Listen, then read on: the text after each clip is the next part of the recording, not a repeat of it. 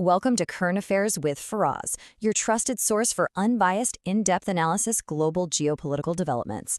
We cover the clear facts and realistic insights. No hype, no bias. Stay sharp, stay informed. While Pakistan makes a bold strategic move to build its own advanced military helicopters with Turkey, a storm of political division, legal battles, and social unrest at home threatens to undermine this very ambition.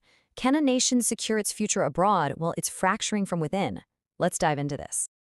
To really get this story, you have to look at a vulnerability that's been sitting at the heart of Pakistan's defense for a very long time. And it's not about the number of troops or their skill, it's about a critical piece of equipment, their helicopters. Exactly. And what we're seeing now is a really calculated, long-term plan to finally fix that problem. It's a move that's been happening pretty quietly, kind of behind the big headlines. So here's how we're going to break it all down for you. First up, we'll get into what this new defense ambition is all about. Then, we'll look at the key partnership with Turkey that's supposed to make it all happen. After that, we need to shift gears and look at the turbulent situation back home to really understand the pressures. And finally, we'll bring those two worlds together and ask the big question. Can this long-term strategy actually survive the country's current reality? All right, let's jump right into this first part. Pakistan's ambition. Yeah, and to really get why this is such a big deal, you have to understand one word that has defined their military aviation for decades: dependency. This slide just lays it out so clearly. On the left, you've got the old reality. Pretty much every single military helicopter Pakistan flies is imported. That means they have zero industrial ownership, no say in the design, nothing. But on the right, you see the new vision. This is a total game changer. The goal is to go from just being a customer to actually being a producer with your own designs and your own manufacturing. And being this dependent isn't just a pain to manage. It has some really serious strategic costs. I mean, look at this list.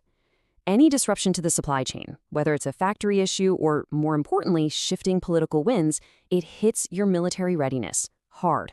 It also means you're vulnerable to political pressure from the countries you buy from. It really ties your hands. So, this move to build their own helicopters, it's not a vanity project. It's become a strategic necessity. So the big question is, how does a country make a massive technological leap like this? Trying to design something as complex as a modern helicopter from scratch is incredibly difficult, not to mention expensive. Right. It's a huge gamble.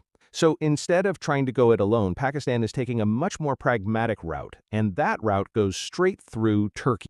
And Turkey makes perfect sense as a partner for one simple reason. They've already done it. They've walked this exact path from buyer to builder. They didn't become a major helicopter manufacturer overnight. They followed a very deliberate step-by-step process that basically gives Pakistan a roadmap for how to get this done. And this is that model. What's so smart about it is how it starts. Step one is simple. You just build someone else's designs under license in your own factories. And while you're doing that, this is steps 2 and 3. Your engineers are absorbing all that technology, learning how it works, and building up real deep expertise. It's only after you've built that solid foundation that you even think about step 4, designing your very own helicopter from the ground up. It's a patient, realistic way to play the long game. This quote from the source material really just nails the whole philosophy here. Smart defense planning is about time advantage, not ego. And that's the whole point, isn't it? This isn't about the ego trip of slapping a Made in Pakistan sticker on a helicopter tomorrow. It's about taking a strategic shortcut so you don't spend 10 years developing a new helicopter only to find it's already obsolete the day it rolls off the assembly line.